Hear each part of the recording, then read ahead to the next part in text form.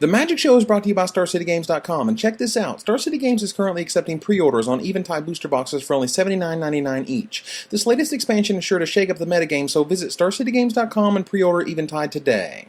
Hi, this is Jerry Thompson. Welcome to the Magic Show. Boys gone to dogs, brawling and sparring. Blue girl dance for me, the empty floor, and I sing. Ba-rum-pa-tum-bum-bum, ba-rum-pa-tum-bum, ba-rum-pa-tum-bum-bum. Hello everybody, and welcome to another edition of the Magic Show. This week we're going to recount the uplifting and saddening tale of the Richie Proffitt Memorial Tournament. Take a look at my exclusive Eventide Preview card and check out the rest of the latest Eventide spoilers. Let's go!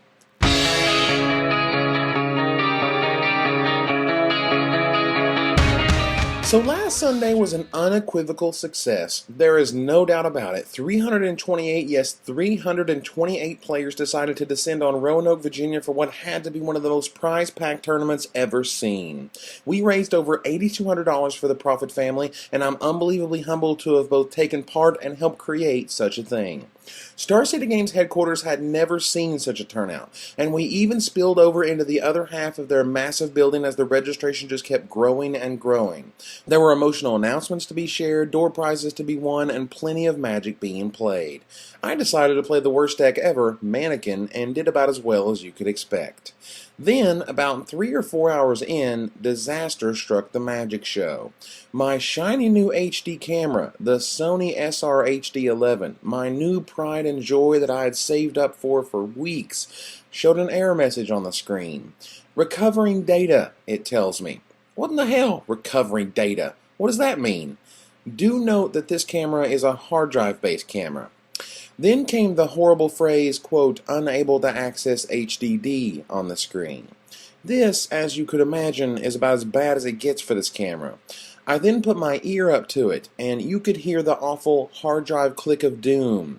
If you haven't heard it, this tiny click every few seconds basically tells you that inside of the drive, the mechanical parts have either broken off or simply broken, and can no longer access anything. Matter of fact, if you keep trying to turn it on, this behavior will slowly scrape all of the data off the hard drive itself. What I haven't yet told you is that while the Richie Proffitt footage was on there, so was my buddy's wedding for which I was the videographer a few weeks ago. This is me retching. This is me sick with guilt and grief and despair. This is me wondering what I'm going to do.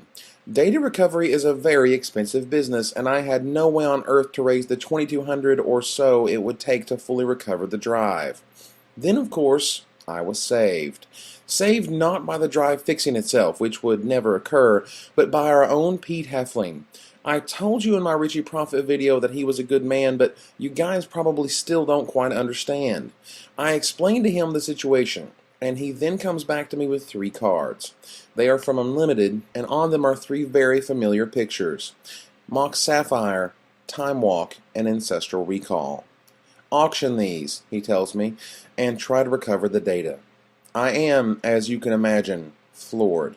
Still in the anger and denial stages of grief, I can only thank him and of course hope and hope and hope that the drive actually is recoverable. So now we have our mission. We need to raise up to $2,200 to repair this data and bring you what footage I had from Richie's tournament, and hopefully my buddy's wedding will be saved to boot. Also, because I had hastily forgotten to bring it with me on Sunday, we did not get to give away the DCI Judge Demonic Tutor. The proceeds for these auctions will go towards paying for the data recovery, and all additional proceeds will be provided to the Proffitt family. You can find links to them at www.mrorange.com/auction. For those with greater financial means, your support is appreciated. While I would love to be showing you footage of people who knew Richie along with what it was like to actually be there, we can only hope that the data recovery is successful, and with your help we can ensure this occurs. I'll have a report on both the auctions and the data recovery status next week.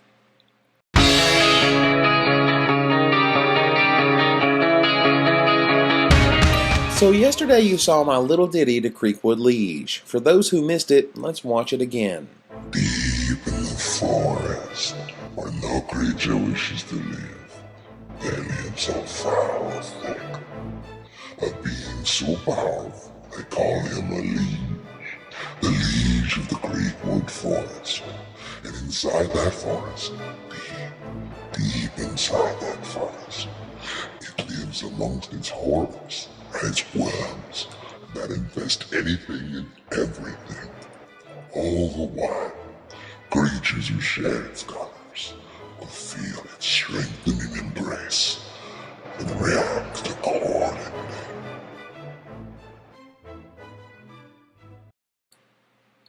This was one of those ideas that I had using some of the tools I had at my disposal along with a little voice modulation. So, Creekwood Liege, check it out, my very own spoiler. Yes! It's my very own, and it really feels like Christmas in July. This bad boy is mine, and I finally get to explain both my enthusiasm and my excitement over this guy. So, let's take a look at the stats. Firstly, it's 4 mana.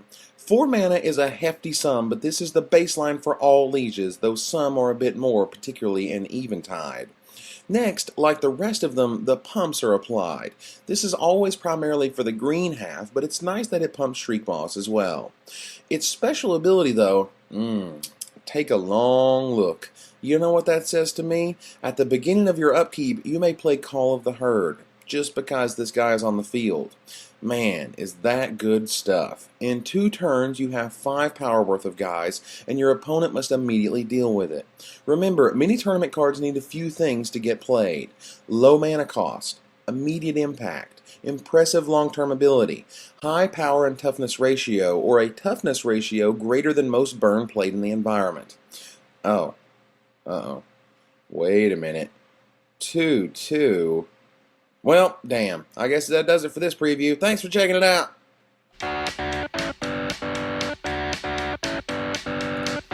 Wait. What? This power and toughness, while fragile, is actually to its benefit. Yes, I know. Just a moment. Think about it. You'll hear people say it should be a 3/3. And following most power and toughness to mana ratios on a big rare sounds about right. But it's 2 power. That is the secret. Why? Revelark, of course. Oh yes, my friends, this guy will slide right in as an early long-term threat that must immediately be dealt with. Do you want to know what bringing 2 of these back via an evoked Revelark looks like? We're talking 2 4/4s who create 2 5/5s each turn. Ha! That's just amazing. This guy allows you to yet again morph the Revelark strategy into something that has an early and late game impact. He's a bit less mana intensive than Cloud Thresher, and once you begin swinging with 2 3/3s or more per turn, you better believe your opponent will do anything and everything to stop him. Getting double Creekwood Liege means on turn 5 you'll be swinging for 9 thanks to the now 5/5 token and 4/4 Liege. So it's got some awesome consistency with Revelark, and green-black is the color of elves, meaning turn 1 Llanowar Elf, turn 2 Imperious Perfect, turn 3 Creekwood Liege is not that bad at all. However, he is competing with the protection from Nameless Inversion Chameleon Colossus. But Chameleon Colossus doesn't let you play Call of the Herd each turn. He doesn't give you a ridiculous advantage if you play 2 of him. Now, I'm not 100% sure on this guy's power level just yet, but he feels really good to me. Besides his low power and toughness, he's also a horror, which, while cool, provides exactly 0 synergy with the rest of the tribal block.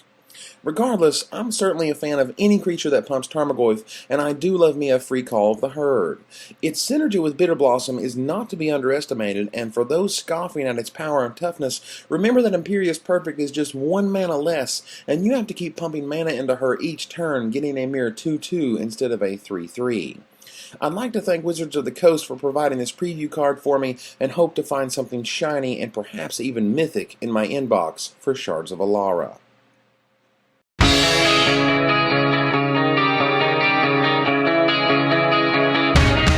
Okay, so we've got a whole new batch of fresh spoilers, so let's dive right in. Since I got the green-black Liege, how about we take a look at the rest of them we currently know in comparison. The Wizards PR department once again correctly sent out a special F&M pizza and booster combo to various stores around the country, this time unveiling the red-white Liege. Now, I don't know about you, but play Lightning Angel, free Lightning Helix to your face sounds pretty solid to me. Of course, if it could also hit creatures, it would be absolutely insane, and at 5 mana mana, it's among the most expensive lieges. The green-blue liege is another 5 mana guy, and this one comes with the whiz-bang ability to untap all of your green and blue creatures at the beginning of each player's upkeep. It seems destined for EDH decks, but not quite PTQ tables.